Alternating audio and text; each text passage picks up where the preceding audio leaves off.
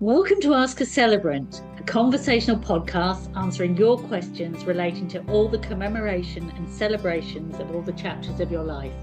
I'm Bernie B, full life celebrant. And I'm Dinah Liversidge. Hi everyone, welcome to episode 2 of Ask a Celebrant. There was a phenomenal response to episode 1, and we were asked lots of questions that related to weddings and celebrations of love, weddings, vow renewals, those types of things where people have been so stressed over the last 2 years because of cancellations and restructuring, having to change their plans, change their locations, whatever. And we've been asked about what is important. I think people are readdressing, Dinah. Yeah. I think people are readdressing what is important, and those days of this need to have this big showy wedding, and that is fine if you do. I mean, yeah, great, do go for it. But that need to do that, or that desire to do that, is not as top of the list anymore. People are really realizing they just want to celebrate their love for their partner and their appreciation and their commitment. And so, yeah, we get that, don't we? Because we have long relationships and partners we adore, and that we want to remember and remind often how important they are to us. Yeah, absolutely. And you know, I have to say, on some level, I'm quite pleased to see that people are asking, what are the alternatives? There's this huge number of people that have actually been really stressed and very let down, and the ripple effect for those venues, for all the suppliers, you know, it's been devastating for the whole industry that work to make those weddings so special. So everybody has felt that impact. But what's also happened over the last few years, I'm pleased to see, is we've started to talk about the impact of weddings on the environment. Yeah. So I've got couples asking, how do I do my wedding without having the most massive carbon footprint, frankly? You know, I want to know those alternatives because it doesn't feel right. And as we look at, you know, you and I both try and avoid looking at the news because, frankly, it's no fun at the moment. But if you do look at what's happening financially for lots and lots of families and business owners, we are going to have to think differently about celebrations in general, because that kind of money that was available is not going to be available. We're going to need it for more important things.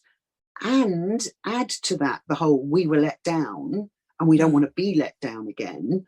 And I think people feel really differently about how can I do this in a way that we can say, look what we did, isn't that wonderful? We want to move forward, but we've kind of changed our focus on it. Yeah, I agree. I mean, lower key or smaller and more intimate or more environmentally considerate does not mean bland, boring, cheap. You know, it can be, you can have an amazing, and you know, I specialize a lot in the smaller micro weddings, as you really, do, the micro weddings, and you know, what I call the non-wedding. We can talk about that later. And you know, the alternative celebrations where really the focus is on the couple, throuple, whoever it is that are celebrating their commitment to each other, and making the celebration intimate, unique, like a real breath of fresh air. It's like you've done all this, you've survived this, or you've got to a point in your relationship and you think, right, I wouldn't have got here, I wouldn't have achieved this if it wasn't for this person, relationship, this relationship. This has made this journey so much easier, so much more special. I have this gratitude, I have this love for this person, And I just really want to focus on that. I want them to know how important that they are to me. And there are some people that I want to witness that, because they matter to me so much too.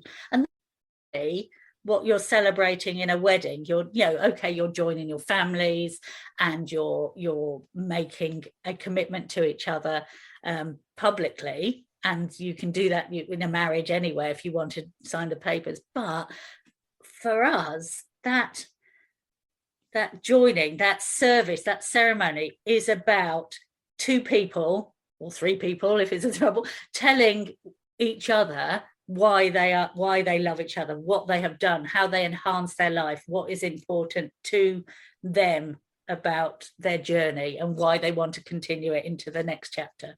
I love that you say that. One of my favorite couples for a long time, who I'm working with at the moment, and obviously I won't break any confidences, but one of the nicest couples I've worked with in such a long time. They're so adoring of each other.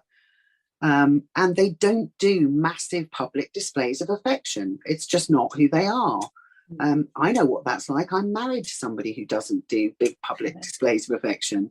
No. And to get to work with people who say, do you know what?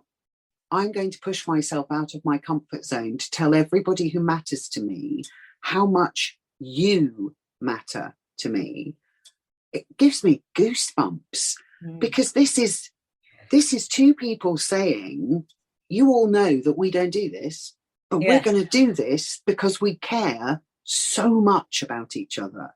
I look at them and I just know they're going to be together forever and ever, because they get each other on the most glorious level, and neither one wants the other to be pushed any further than is absolutely critical to them, to say, okay, look guys, this is how much this person matters to me. And it is about you and whoever you're making that commitment to. And the idea of marriage was actually something that was only ever part of the uber wealthy rich at the very, very highest levels of court, the people who owned the property and the land. And really it was a bit of a prenup.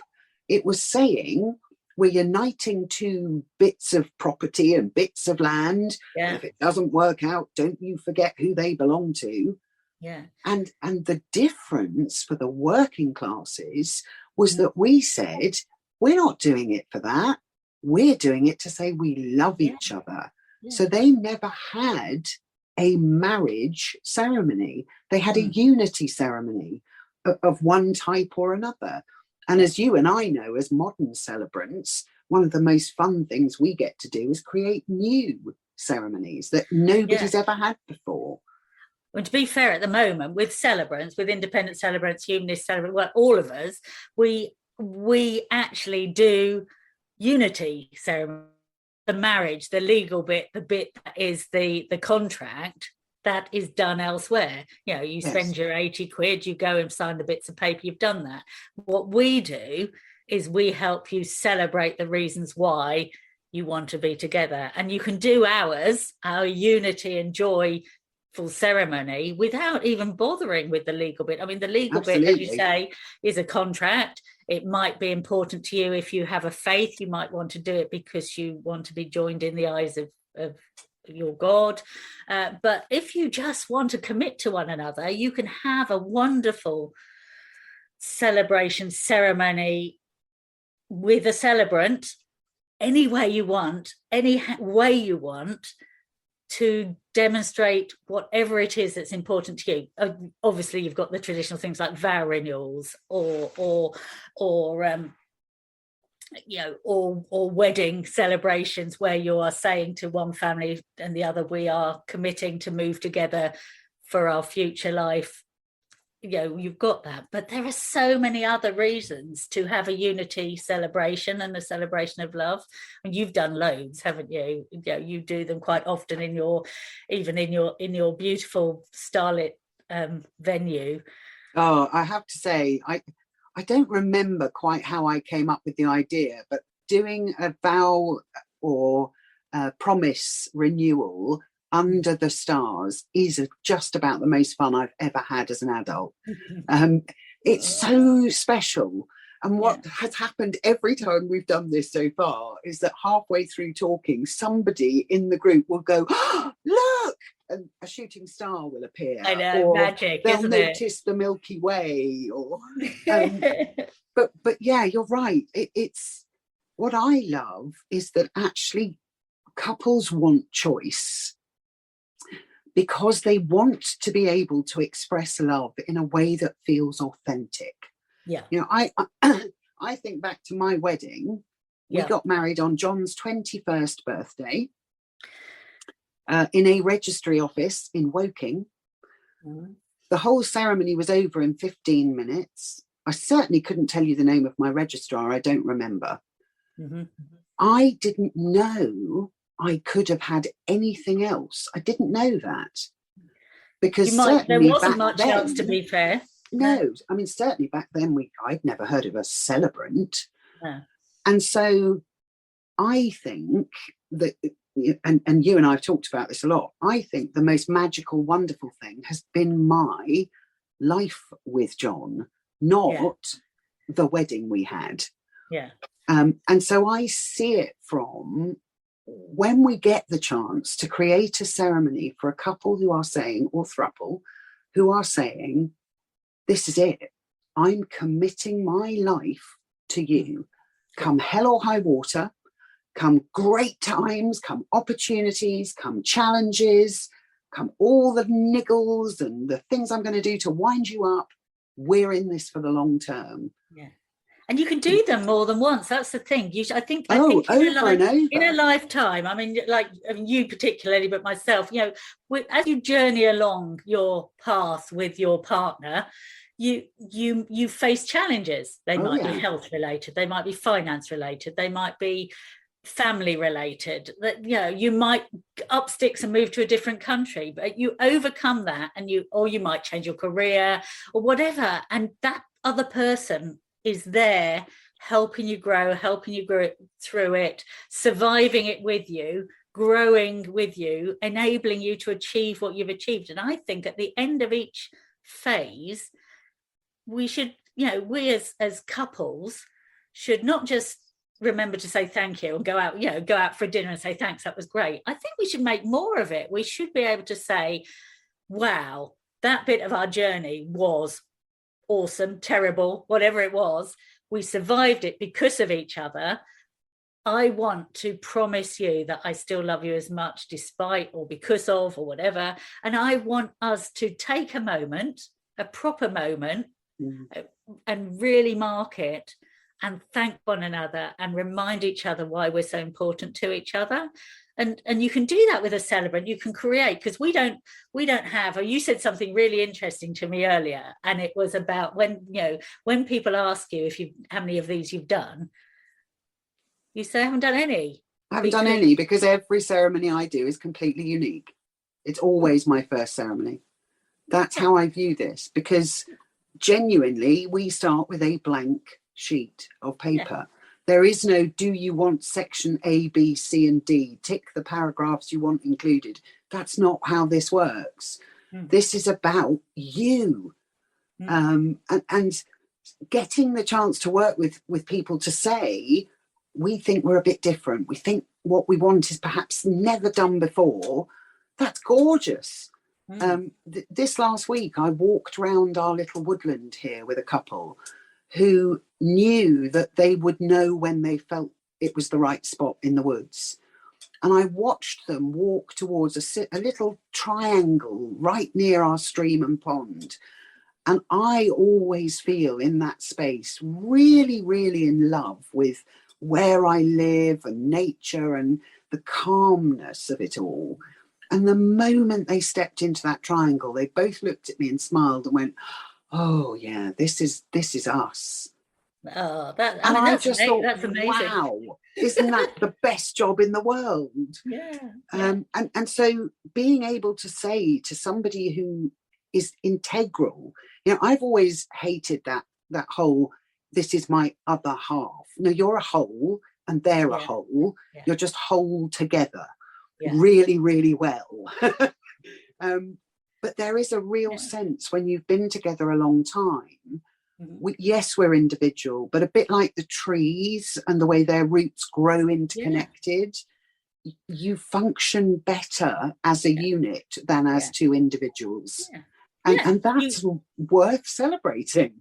Absolutely. You can have your individual lives within that partnership, and then there will be things where they're entwined, and things you would never have done or learnt about or known about had you not been in a partnership with that other person. So you know, a healthy, good relationship is one that grows you as an individual and makes you feel you're the best self that you are. Absolutely. I remember hearing somebody ask John many years ago, so, you know, we all know what Dinah wants. What do you want? And he just looked at him and smiled and said, I want her to be happy. And I remember thinking, God, I'm genuinely the luckiest person in the world. And then I realized, do you know what? That's how I feel about him. That's a partnership. And this ability to change for each other's dreams, to take on things that matter. I mean, you and I are the kind of people who are constantly finding new, exciting, oh, that looks interesting. I'm going to go down that path. And these amazing partners have gone, okay, I can see why you do that. I'll go with you. And whatever the outcome is, I'll be right there next to you. That should be celebrated as often as possible. And you're right, the temptation is to say, okay, you know what, I'll be conscious of you, I'll bring gratitude into my relationship, I'll acknowledge you regularly, we'll put date night back in, all that stuff. But to actually say, no, this needs more. We need to stop and say, let's mark this moment. John and I had a celebration. We're not actually married. We've been together 27 and a half years now, so it's a long time. And we are entwined in our relationship. But when we got to 20 years, we had a celebration. But when we got to 25 years, we had an occasion, and we had a big event, and we called it 25 Years of Happily Unmarried Bliss. Yes. And we made promises to each other in front of our friends in a space that meant something really important to us, that we enjoyed to be together.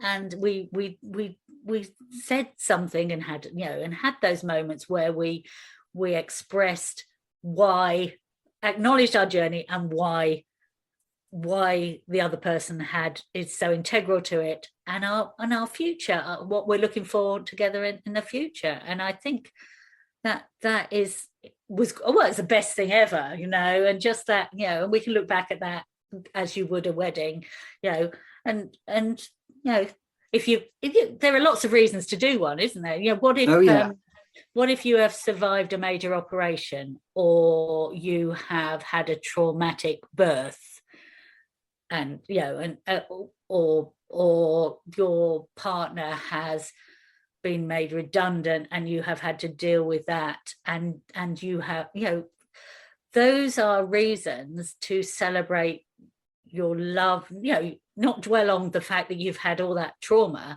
but the fact that you have survived it, you have grown despite it, and that you are grateful to the other person for their love, for their commitment, for their strength, for their, you know, for all of. And I think also that thing that as British people we're really bad at doing, which is celebrating our successes.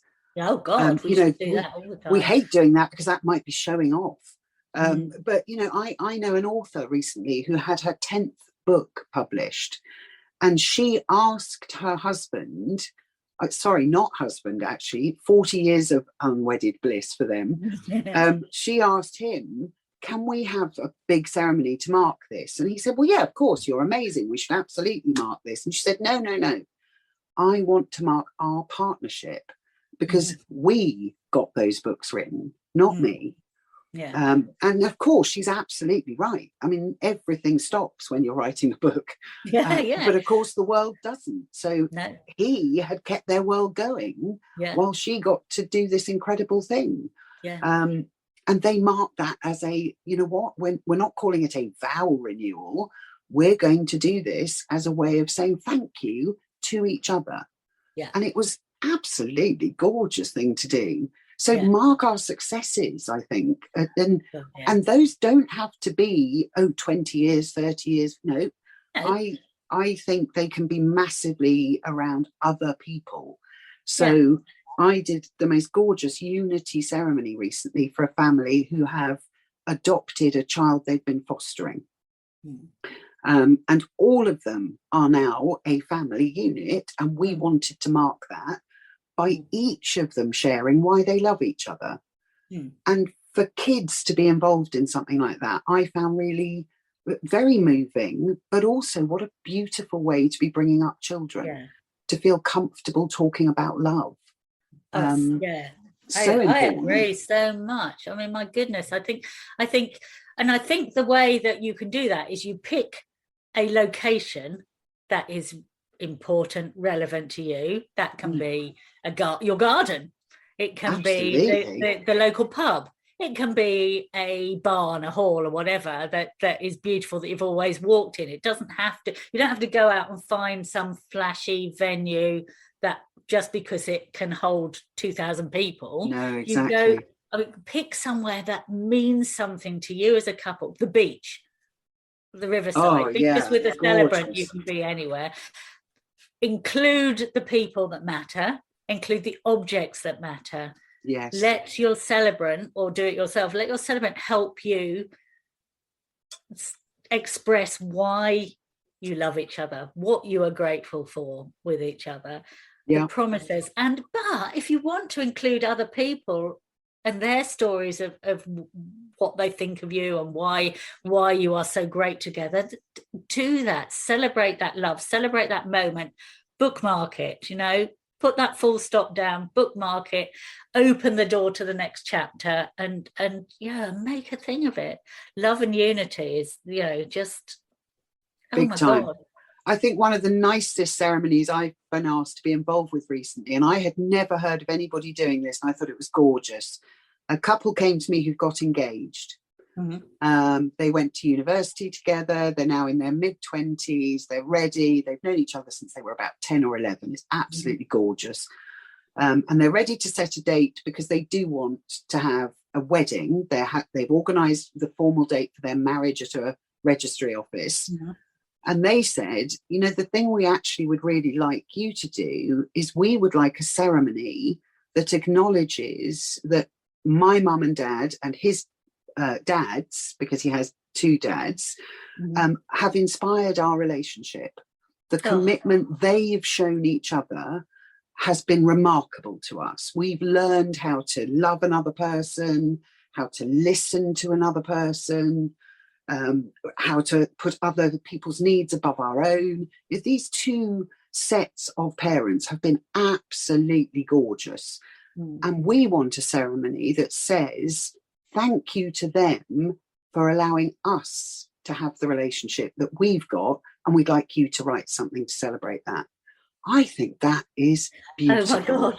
I'd love to do those every day. That sounds that is like the best, and we do. I mean, I look back at my parents and John's parents, and they are both, couples that met as teenagers and survived everything together, poverty, trauma, their entire lives. My parents are still alive and still together. Sadly, John's aren't, and we, but they helped us become the people we are. And to the idea of acknowledge that and celebrate it.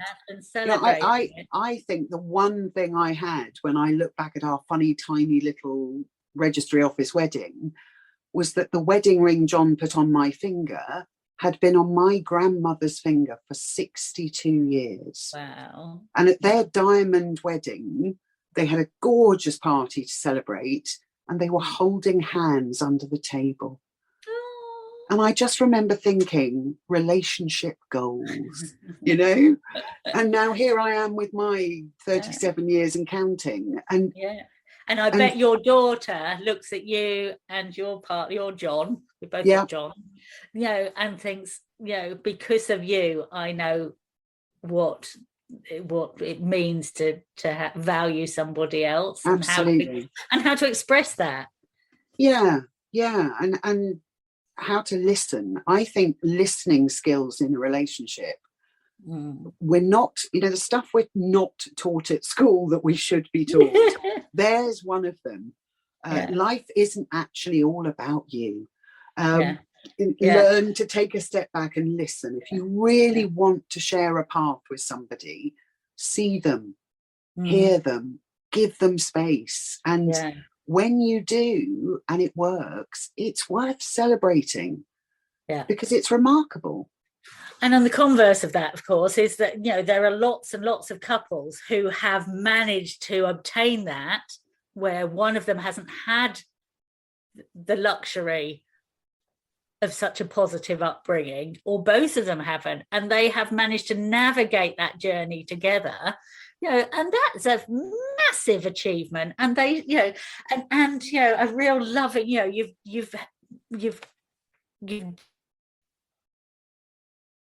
you have made this amazing partnership. You know, not only have you should be celebrating what you have managed to overcome, but you know, what your partner, how proud you are of your partner for overcoming what they've overcome, and how they've helped you in that journey. And I think, you know, let's celebrate all this love and all this mutual growth. And, you know, there are so many things in my life I would have never ever managed to do without John. So many things. No, just, you know, I would never be living here if it wasn't for him. I would have plodded along quite happily where I was. And we've set up a whole new life, which is, you know, better is not, so much more fulfilling, so much more honest and authentic and real than before.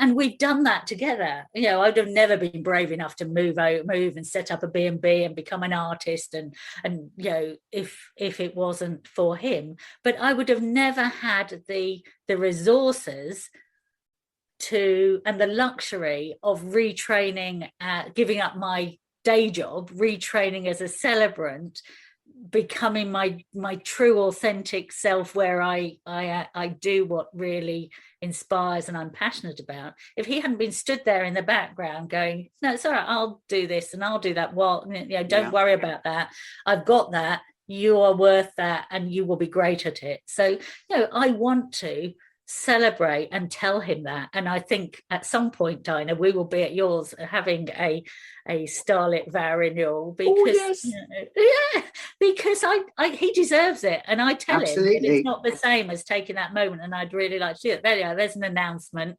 I haven't told him yet, so when he listens to this, John, would you like to do a starlit vow renewal with me at the charcoal hut with Dinah as our celebrant? I would love to do that with you. And I would be really, really honoured to be your celebrant. I'm going to cry now. Yeah, me too. That was wonderful. See, this is what we're talking about. This is the whole thing. This is that, of course, you're emotional, because you know what? It is worth celebrating. What you have is so precious. And, you know, without wanting to put a downer on our conversation in any way, you and I see both ends of life as celebrants. And the worst sentence that ever comes out of somebody's mouth when we're working with them to help write something about the person they've lost is when they say, if only I'd said this before they died. I wish I'd told them. You know, we have to tell people while they're here, because we just don't know. No. We have to. Every single day it is the basic stuff. You know, I remember thinking when we first got married and kind of the light goes out at night, Night, babe, love you. Night, babe, love you. I remember thinking, oh my goodness, we're in a soap opera. Are we going to do this every night? This is hideous. And then you begin to realise, no, this is glorious. I never, ever want to go to sleep at night and turn that light off and not hear him say, night, gorgeous, I love you. Yeah. Because it is integral to how I feel, how I operate, what I feel like when I get up tomorrow, my desire to overcome difficulties. All of it is tied up in him telling me that and me knowing that. God, we're lucky, aren't we? Are we lucky? And so, yes, it's emotional, and it should be, because it is a really big deal. But the celebration of it doesn't have to break the bank. It doesn't have to involve 2 years of planning and hundreds of people and you being stressed. If that isn't authentic for you, there are alternatives. And I hope we've kind of shown you that today, that they can get out there and celebrate, whatever make a thing you want of it. them to be. Yeah. Celebrate love, celebrate unity, celebrate partnership, but do it in your own unique, authentic, stress-free way. Yes. Thanks, Bernie. I've loved our conversation today. Oh God, yeah! What I've had a revelation. So we'll be talking about that. We will. I'm emotional now. I want to go and it's a bit early, really, for champagne, but I kind of want to go and crack a bottle of champagne now. I know. I can't wait for you to show the recording to John. I know. And everybody, we can't wait to talk to you again next month. Do send us your questions. We love hearing from you.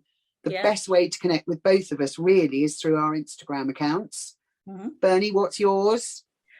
Alternative Celebrant.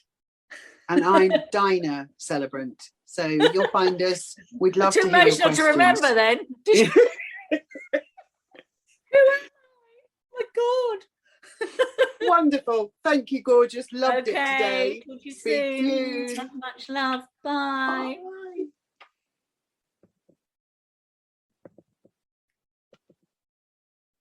Ask a Celebrant is unscripted, and we base it on the questions we receive from our clients and you, our listeners. We'd love to hear from you. Do join the conversation. See you next month.